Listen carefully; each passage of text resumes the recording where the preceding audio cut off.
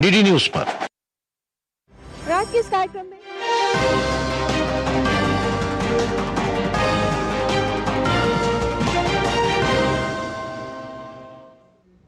नमस्कार, स्वागत है आपका डीडी न्यूज पर। मैं रेशमा आपके साथ। आइए नजर डाल लेते हैं इस वक्त की हेडलाइंस पर। पश्चिम बंगाल में आज पहली बार भाजपा सरकार, शुभेंदु अधिकारी मुख्यमंत्री पद की लेंगे शपथ। पीएम मोदी समेत एनडीए के बड़े नेता रहेंगे मौजूद।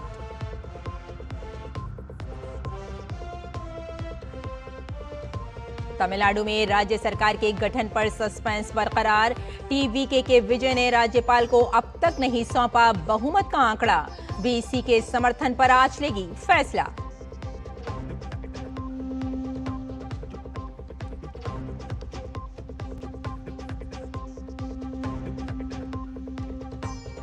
लेफ्टिनेंट जनरल एनएस राजा सुब्रमणी बने देश के नए chief of defence staff. Vice admiral Krishna Swaminathan बने देश के नए नौसेना प्रमुख।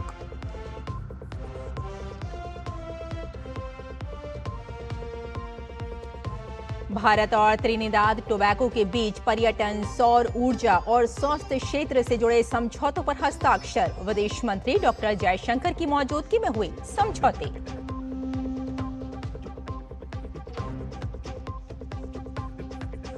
अंडर 17 महिला एशियाई कप में भारतीय टीम ने रचा इतिहास। लेबनान को 4-0 से हराकर पहली बार क्वार्टर फाइनल में बनाया स्थान।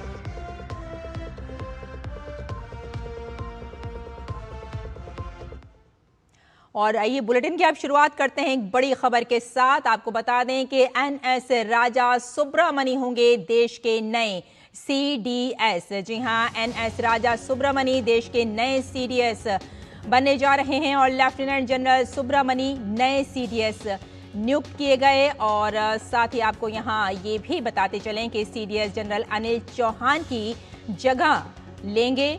और साथ ही आपको यहां ये भी बता दें इस वक्त कि जनरल अनिल चौहान का 30 मई तक कार्यकाल पूरा हो जाएगा। यानी कि एनएस राजा सुब्रमणी देश के नए सीडीएस होंगे और लेफ्टिनेंट जनरल सुब्रमणी नए सीडीएस नियुक्त किए गए। और आपको ये भी बता दें कि सीडीएस जनरल अनिल चौहान की जगह ले रहे हैं और साथ ही लेफ्टिनेंट जनरल सुब्रमणी नए सीडीएस नियुक्त किए गए हैं। और वाइस एडमिरल कृष्णा स्वामीनाथन होंगे नौसेना प्रमुख। ये एक बड़ी खबर इस वक्त हम आप तक पहुंचा रहे हैं। जनरल अनिल चौहान का 30 मई तक का कार्यकाल है और इस वक्त की जो एक बड़ी खबर है, वाइस एडमिरल कृष्णा स्वामीनाथन नौसेना प्रमुख होंगे अब। तो इस वक्त एक ये बड़ी खबर आ रही है। और साथ ही आपको एक बार फिर बता दें कि एनएस राजा सुब्रमणी देश के नए सीडीएस होंगे। लेफ्टिनेंट जनरल सुब्रमणी नए सीडीएस नियुक्त किए गए हैं। और साथ ही आपको ये भी बता दें कि वाइस एडमिरल कृष्णा स्वामीनाथन नौसेना प्रमुख होंगे और सीडीएस जनरल अनिल चौहान की ये जगह ले रहे हैं। जनरल अनिल चौहान का 30 मई तक का कार्यकाल है और उसके बाद ये तब्दीलियां वाइस एडमिरल कृष्णा स्वामीनाथन नौसेना प्रमुख होंगे। एनएस राजा सुब्रमणी देश के नए सीडीएस होंगे। और इस वक्त इसी खबर पर हमारे साथ हमारे संवाददाता विशाल बैरिस्टो हैं फोन लाइन पर। आइए सीधे उनके पास चलते हैं। विशाल, देश को एक साथ नया सीडीएस और नया नौसेना प्रमुख मिला है, इसे आप कितनी बड़ी सकारात्मक और एक बड़ी जिम्मेदारी के तौर पर देखते हैं? देखिए रेशमा, ये एक बहुत इम्पोर्टेंट अनाउंसमेंट है। अभी हमने हाल ही में ऑपरेशन सिंदूर की पहली एनिवर्सरी मनाई है और ऐसे वक्त में ये इम्पोर्टेंट 2 अपॉइंटमेंट हुए हैं जिसे गवर्नमेंट ऑफ इंडिया ने अनाउंस किया है। मैं आपको बता दूं कि लेफ्टिनेंट जनरल एनएस राजा सुब्रमणी ये रिटायर्ड हो चुके हैं, रिटायर्ड जनरल हैं और ये जगह ले रहे हैं जनरल सीडीएस अनिल चौहान की, जिनका 30 तारीख को रिटायरमेंट होगा। और ये एक बहुत इंपॉर्टेंट असाइनमेंट मिला है जनरल राजा सुब्रमणी को, जिनके पास है परम विशिष्ट सेवा मेडल, अति विशिष्ट सेवा मेडल और विशिष्ट सेवा मेडल। और ये सरकार, केंद्र सरकार के लिए एक बहुत इम्पोर्टेंट अपॉइंटमेंट है। और जो जनरल सुब्रमणी है वो secretary to the government of India in the department of military affairs के तौर पे भी वो सर्व करेंगे। और ये आपको मैं बता दूं कि ये जो अनाउंसमेंट है उसके साथ साथ जनरल सुब्रमणी के ऊपर एक इम्पॉर्टेंट जिम्मेदारी भी आई है और वो इम्पोर्टेंट जिम्मेदारियां निभाते भी रहे हैं। जनरल सुब्रमणी मिलिट्री एडवाइजर रह चुके हैं नेशनल सिक्योरिटी काउंसिल सेक्रेटेरिएट में 1 सितंबर 2025 तक से वो ये सेक्रेटरी रह चुके हैं नेशनल सिक्योरिटी काउंसिल के, और उन्होंने vice chief of army staff के तौर पे भी सर्व किया है 1 जुलाई 2024 से लेकर 31 जुलाई 2025 तक। और वो जनरल ऑफिसर कमांडिंग भी रहे हैं सेंट्रल कमांड के मार्च 2023 से जून 2024 तक। इसके साथ ही हमें नया सेना प्रमुख भी मिला है जो एडमिरल त्रिपाठी की जगह लेंगे। वाइस एडमिरल कृष्णा स्वामीनाथन ये सर्विंग ऑफिसर हैं और वो अभी वेस्टर्न नेवल कमांड के कमांडर के तौर पर सर्व कर रहे हैं मुंबई में, और वो अपना नया कार्यभार संभालेंगे 31 मई को। तो ये 2 बहुत इंपॉर्टेंट अपॉइंटमेंट्स है। अगर हम वाइस एडमिरल कृष्णा स्वामीनाथन की बात करें तो उनका कमीशन हुआ था 1 जुलाई 1987 को, और वो स्पेशलिस्ट है कम्युनिकेशन एंड इलेक्ट्रॉनिक वॉरफेयर में। हम जानते हैं कि ऑपरेशन सिंदूर में हमने कितने नए सबक सीखे हैं और उसमें कम्युनिकेशन और इलेक्ट्रॉनिक वॉरफेयर पर खास जोर दे रहा है भारत, और इस वजह से ये दोनों अपॉइंटमेंट बहुत ज्यादा इंपॉर्टेंट है। बिल्कुल विशाल, ही कहा जा सकता है कि देश की जो रक्षा तैयारियां उनको और मजबूती मिलेगी इन नियुक्तियों के साथ। बहुत बहुत धन्यवाद हमारे साथ जुड़ने के लिए और इस तमाम जानकारी के लिए। और आइए अब अगली खबर का रुख करते हैं। शुभेंदु अधिकारी आज पश्चिम बंगाल के पहले भाजपा मुख्यमंत्री के रूप में शपथ लेंगे। शपथ ग्रहण समारोह कोलकाता के ब्रिगेड परेड ग्राउंड में होगा। प्रधानमंत्री नरेंद्र मोदी, गृह मंत्री अमित शाह, भाजपा अध्यक्ष नितिन नबीन, केंद्रीय मंत्री और एनडीए शासित सभी राज्यों के मुख्यमंत्रियों के शपथ ग्रहण समारोह में शामिल होने की उम्मीद है। इससे पहले कल शुभेंदु अधिकारी को राज्य भाजपा विधायक दल का नेता चुना गया। विधायक दल की बैठक कोलकाता में गृह मंत्री अमित शाह की उपस्थिति में हुई। बैठक की अध्यक्षता करते हुए शाह ने कहा कि शुभेंदु अधिकारी के पक्ष में सभी प्रस्ताव प्राप्त हुए हैं। भाजपा विधायक दल के नेता चुने जाने के बाद अधिकारी ने पश्चिम बंगाल के राज्यपाल RN रवि से मुलाकात की और राज्य में भाजपा के नेतृत्व वाली पहली सरकार बनाने का दावा पेश किया। भाजपा ने विधानसभा चुनावों में ऐतिहासिक जीत दर्ज करते हुए टीएमसी के 15 साल के शासन का अंत किया है। उधर शुभेंदु अधिकारी के गृह नगर पूर्व मेदिनीपुर और उनके निर्वाचन क्षेत्र नंदीग्राम में जश्न का माहौल है। लोगों ने जुलूस और गुलाल उड़ाकर खुशी मनाई। तो बंगाल की सियासत में एक नाम ऐसा है जिसने गलियों की राजनीति से निकलकर सत्ता के शिखर तक का सफर तय किया। एक ऐसा नेता जिसने कभी ममता बनर्जी का सबसे भरोसेमंद सिपाही बनकर लड़ाई लड़ी और जब विरोध का सुर बुलंद किया तो तब रुका जब अहंकार को चूर चूर कर मिट्टी में मिला दिया। और अब वो नेता पश्चिम बंगाल की सत्ता के शीर्ष पर काबिज होगा। गद्दी पर काबिज होगा बंगाल की राजनीति का नया सिकंदर, वो नाम जिसने अभेद दुर्गों में घुसकर उन्हें ध्वस्त किया, जिसने टीएमसी को तृणमूल में तब्दील कर दिया। शुभेंदु भाई को बहुत बहुत शुभकामनाएं देता हूं कि आप सफल होइए और बंगाल के जनता के पूरी आकांक्षाओं को, आशाओं की पूर्ति का आप माध्यम बनिए। बंगाल की खाड़ी से उठने वाली लहरें कभी शांत होती हैं तो कभी बवंडर बन जाती हैं। पश्चिम बंगाल की सियासत में भी एक ऐसा ही नाम है जिसने अपनी रणनीति के ज्वार से बड़े बड़े किलों को रेत के महल की तरह ढहा दिया। विरासत में मिली राजनीति, संघर्ष की तपिश में कुंदन बना व्यक्तित्व और दीदी के अपराजय साम्राज्य को चुनौती देने वाला योद्धा शुभेंदु अधिकारी। 15 दिसंबर 1970 कांथी की मिट्टी में एक ऐसे बालक का जन्म हुआ जिसके घुट्टी में ही राजनीति थी। पिता शिशिर अधिकारी बंगाल की राजनीति के वो वटवृक्ष थे जिनकी छाया में शुभेंदु ने सियासत का ककहरा सीखा। 1989 की वो तपती दोपहरें जब बंगाल में वामपंथ का सूरज अपने चरम पर था, शुभेंदु ने हाथ में तिरंगा झंडा थामा और छात्र राजनीति के कांटों भरे सफर पर निकल पड़े। तब शुभेंदु अधिकारी ने कांग्रेस छात्र परिषद से अपनी राजनीतिक पारी की शुरुआत की। विरोध, संघर्ष और सड़क की राजनीति की। यहीं से तैयार हुआ बंगाल का एक जुझारू नेता। शुभेंदु अधिकारी 1995 में कांथी नगर पालिका के पार्षद बने और फिर 1998 में ममता बनर्जी ने बनाई तृणमूल कांग्रेस, जिसके बाद शुभेंदु अधिकारी भी टीएमसी के साथ आ गए। 2007 के उस दौर में जब पश्चिम बंगाल का नंदीग्राम देश की राजनीति को नई दिशा दे रहा था, जब ममता बनर्जी कोलकाता और दिल्ली के गलियारों में गरज रही थीं, तब नंदीग्राम की कीचड़ भरी पगडंडियों पर किसानों की ढाल बनकर कोई खड़ा था तो वे थे शुभेंदु अधिकारी। रातों की नींद और चैन त्याग कर गोलियों की गूंज के बीच उन्होंने भूमि उच्छेद प्रतिरोध कमेटी की वो धार दी जिसने 34 साल पुराने लाल दुर्ग की जड़ें हिला दी।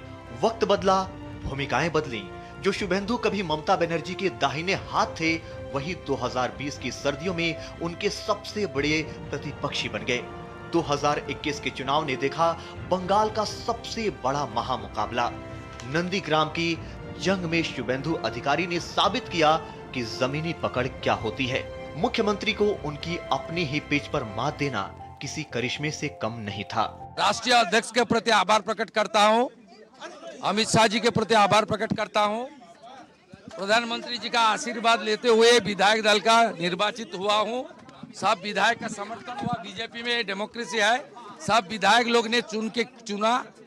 संगठन को लेकर, जनता को लेकर जो कमिटमेंट भारतीय जनता पार्टी ने किया है चुनाव के दौरान, वो पूरा करने का काम करेगा।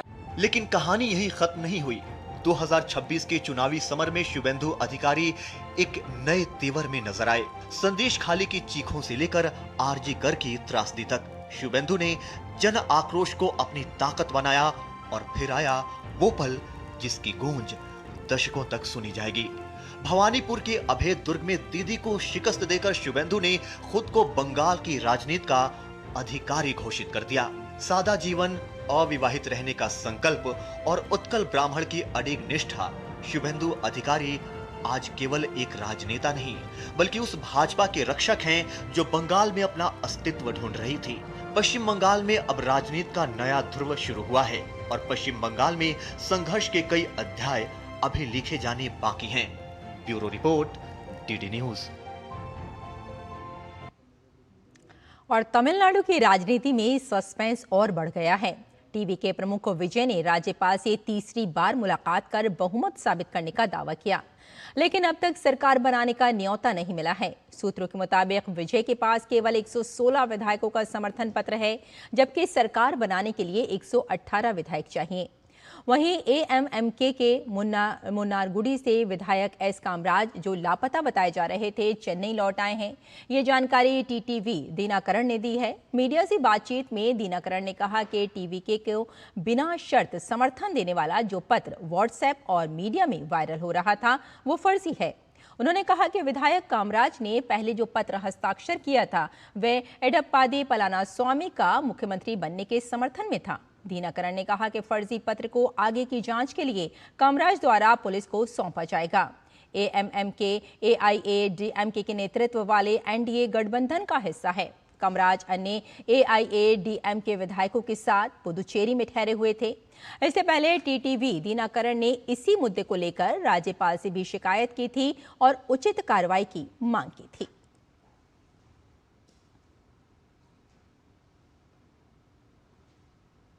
I am the elected MLA candidate from Mannargudi Legislative Assembly constituency, and I have been duly elected as a MLA on the ticket of Amma Makkal Munneta Kalagam AMMK. It has been brought to my notice that a letter is being circulated in the WhatsApp alleging that I have given unconditional support to TVK, that is Tamilaga Vetri Kalagam, for formation of the government in the state of Tamil Nadu. However, I have not conferred any such support and the said letter is being circulated without my knowledge.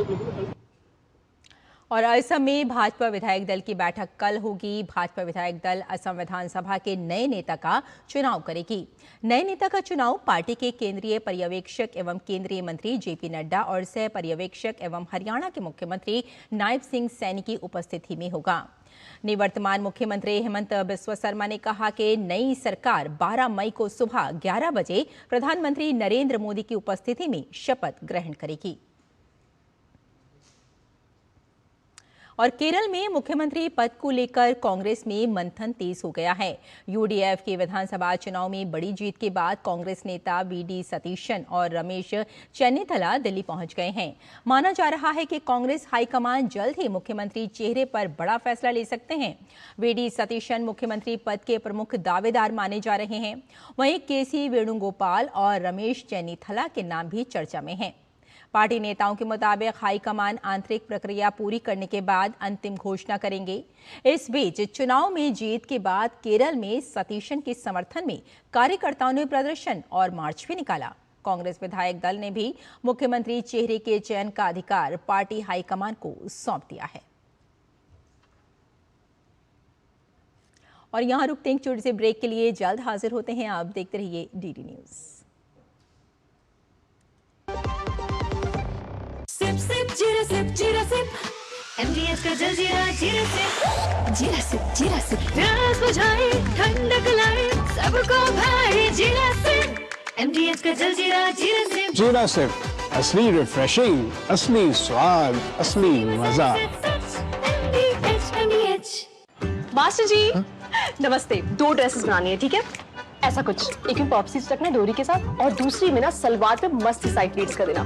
Shirt को एकदम short length रखना cross printex के साथ और दुपट्टे पे ना scallops से मस्त सी फैंसी लेस कर देना। लेकिन मास्टर जी 4 दिन में पार्टी है, बन जाएगी ना पक्का? हो जाएगा। कैसे? Just looking like a wow. Fashion changes हमेशा, उषा हमेशा। ब्रेक के बाद एक बार फिर आपका स्वागत है। आइए आगे बढ़ते हैं। पिछले 12 सालों में देश ने विकास का नया दौर देखा है। मोदी सरकार का फोकस हमेशा ऐसी जन कल्याणकारी योजनाओं पर रहा जिन्होंने करोड़ों लोगों की जिंदगी बदल दी। हर नागरिक तक बैंकिंग, बीमा और पेंशन की सुविधा पहुंचाने के मकसद से शुरू हुई अटल पेंशन योजना, प्रधानमंत्री जीवन ज्योति बीमा योजना और प्रधानमंत्री सुरक्षा बीमा योजना आज लोगों की आर्थिक सुरक्षा की मजबूत ढाल बन चुकी है। देखिए ये खास रिपोर्ट। नमस्कार, स्वागत है आप सभी का हमारे इस खास सेगमेंट में। मैं हूं अजय मिश्र। और जन धन से जन सुरक्षा ये सिर्फ एक नारा नहीं बल्कि भारत के सामाजिक आर्थिक बदलाव की मजबूत नींव बन चुका है। देश में जब प्रधानमंत्री जन धन योजना की शुरुआत हुई तो करोड़ों लोगों के लिए बैंकिंग सिस्टम के दरवाजे खुले, लेकिन यह सफर यहीं नहीं रुका। इसके बाद प्रधानमंत्री जीवन ज्योति बीमा योजना, प्रधानमंत्री सुरक्षा बीमा योजना और अटल पेंशन योजना, ये 3 योजना थी जिन्होंने आम आदमी को सुरक्षा का भरोसा दिया, सुरक्षा का कवच दिया। आज गरीब से गरीब व्यक्ति भी कुछ रुपए में बीमा और पेंशन जैसी सुविधाओं से जुड़ रहा है। जहां पहले बीमारी, दुर्घटना या फिर बुढ़ापे का डर आर्थिक संकट बन जाता था, अब वही व्यक्ति आत्मविश्वास के साथ भविष्य की योजना बना रहा है। तो चलिए अब हम आपको बताते हैं जन सुरक्षा योजनाओं के जो 11 साल पूरे हुए हैं वो क्यों है खास। क्योंकि गरीबों को जन धन से जन सुरक्षा का कवच पहली बार मिला आज़ादी के, ये सबसे बड़ी बात है। प्रधानमंत्री जो जीवन ज्योति बीमा योजना है उससे लाइफ इंश्योरेंस का फायदा उन लोगों तक पहुंचा जो बीमा के बारे में जानते ही नहीं थे। जीवन ज्योति जो सुरक्षा बीमा योजना है उससे स्वास्थ्य बीमा का लाभ मिला, यानी दुर्घटना की स्थिति में कैसे लोगों को कवच दिया जाए उसकी व्यवस्था की गई। और सबसे बड़ी बात कि अटल पेंशन योजना असंगठित क्षेत्र में जो लोग रहते हैं उनके लिए एक तयशुदा पेंशन उसकी गारंटी देता है। ये बहुत बड़ी सामाजिक क्रांति कही जा सकती है। तो सबसे पहले बात करते हैं प्रधानमंत्री जीवन ज्योति बीमा योजना की, जो कि लाइफ इंश्योरेंस की स्कीम है। आयु आपकी 18 से 50 वर्ष होनी चाहिए। बैंक का खाता हो या फिर जनधन खाता हो, आपको ऑटोमेटिक इसका फायदा मिलता है। प्रीमियम केवल 436 रुपए प्रति वर्ष, यानी आप समझिए कि आपको रोजाना करीब करीब 1.5 रुपए या उससे ज्यादा आपको नहीं देना पड़ेगा। कवरेज किसी भी कारण से अगर आपकी मृत्यु होती है तो आपके बैंक के खाते से लिंक आपको 2 लाख रुपए की जो राशि है वो आपके परिवार को मिल जाएगी। उपलब्धि क्या है, अब तक 27 करोड़ से ज्यादा लोग इसमें नामांकन करा चुके हैं, यानी वो पूरी तरह से सुरक्षित हैं। अगर किसी भी तरह मृत्यु होती है तो उनको 2 लाख का मिलेगा। और इसका भुगतान देखिए 21,444 करोड़ रुपए का सरकार भुगतान भी कर चुकी है और कई लोगों को इसका फायदा हुआ है। वो भी संख्या हम आपको बता देते हैं। 10,72,000 लोगों को इसका फायदा मिल चुका है, यानी इन लोगों की मृत्यु के बाद में इनके परिवार वालों को इसका फायदा मिला। अब जीवन ज्योति बीमा योजना की बात करें, इसमें जो इंश्योरेंस लागत है वो बहुत ही कम है। और ये जो लाइफ इंश्योरेंस की सुरक्षा कवर है वो बहुत ही कम लागत में दी जाती है। तो ये एक बहुत बड़ी बात है। सुरक्षा बीमा योजना में हम बताएं तो 18 से 70 वर्ष के बीच में स्वास्थ्य कारणों से अगर आपको कोई दिक्कत होती है और आपको कोई परेशानी आती है तो इसमें इसका लाभ मिलेगा। और प्रीमियम देखिए सिर्फ 20 रुपये प्रति वर्ष, पता भी नहीं चलता आपके खाते से इसको ले लिया जाता है। केवल 20 रुपये में आपको दुर्घटना में आपकी मृत्यु हुई या फिर पूर्ण विकलांगता हो गई आपको किसी भी वजह से, तो आपको 2 लाख रुपए आपके परिवार को मिलेंगे और वो ऑटोमेटिकली जनधन जो खाता है उसी से आपके परिवार को मिल जाता है, जो भी नॉमिनी होता है। आंशिक विकलांगता होती है तो उस स्थिति में परिवार को 1 लाख या आपको 1 लाख रुपए की सहायता मिलती है। ये प्रधानमंत्री सुरक्षा बीमा योजना की बात है। उपलब्धि अगर हम बात करें तो 58 करोड़ से ज्यादा लोग इसमें नामांकन करा चुके हैं, यानी उनको कवच मिल रहा है और 3,653 करोड़ रुपए का क्लेम इसमें भुगतान किया जा चुका है जो बीमा कंपनियां हैं उनकी तरफ से। और ये दुनिया की सबसे सस्ती दुर्घटना बीमा योजना है। इसका भी क्लेम हम कर सकते हैं बहुत ही एक तरह से विश्वास के साथ में। अब तीसरी जो योजना है वो है अटल पेंशन योजना। आयु आपकी 18 से 40 वर्ष होनी चाहिए। असंगठित क्षेत्र के कामगार हैं आप, आपके पास केवल एक खाता है तो आपको एक तय राशि अपने इस खाते में यानी अटल पेंशन योजना के तहत आपके खाते से कटनी शुरू हो जाएगी और 60 साल के बाद आपको तयशुदा यानी गारंटीड 1,000 रुपए से 5,000 रुपए तक की मासिक पेंशन तब तक मिलेगी जब तक आपका जीवन रहता है। यानी जीवन की उस सुनहरी संध्या में जब आपके पास काम नहीं होता है, जब आप उस स्थिति में नहीं होते कि आप काम कर पाएं, तब आप जो असंगठित क्षेत्र में है उनको बुढ़ापे में वो जो आर्थिक सुरक्षा दी जाती है वो उनके आत्मसम्मान के लिए भी बहुत आवश्यक है और उनको बहुत बड़ी मदद करती है। उपलब्धि यह है कि 9 करोड़ से ज्यादा लोग इसके सदस्य हो चुके हैं, यानी 9 करोड़ लोग तक इनका लाभ पहुंचेगा। और सबसे बड़ी बात यह है कि सरकार इसमें न्यूनतम पेंशन गारंटी देती है, यानी तय रकम अगर आप जमा कर रहे हैं 1,000 रुपए से लेकर के 5,000, आपको चयन करना पड़ेगा कि आपको पेंशन कितनी चाहिए। 5,000 के लिए प्रीमियम थोड़ा ज्यादा होता है और 1,000 के लिए प्रीमियम कम होता है। अब सबसे बड़ी ये तस्वीर है, तीनों योजनाओं की हम देखें तो कुल मिलाकर के 90 करोड़ लोगों को इसका फायदा मिल रहा है। तीनों योजनाओं को अगर हम देखें तो 90 करोड़ से ज्यादा एनरोलमेंट हो चुके हैं।